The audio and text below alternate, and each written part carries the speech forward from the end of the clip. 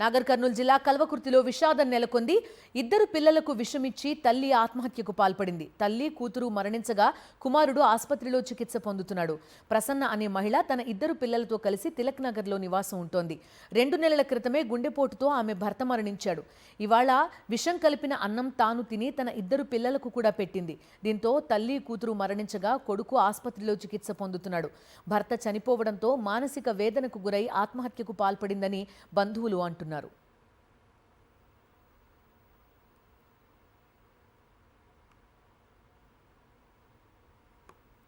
మధ్యాహ్నం చూసడానికి నార్మల్గా పోదామని పోతే తలుపులు పెట్టింది.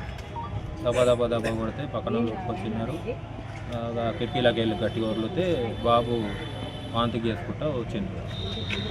ఏమైందిరా అంటే వాడు ఏం మాట్లాడలేదు.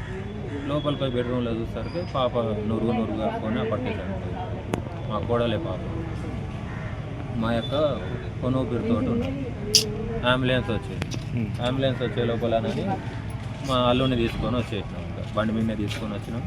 ట్రీట్మెంట్ చేసారు, బాగానే ఉందన్నారు. మా ప్రైవేట్ హాస్పిటల్ తీసుకొని పోయి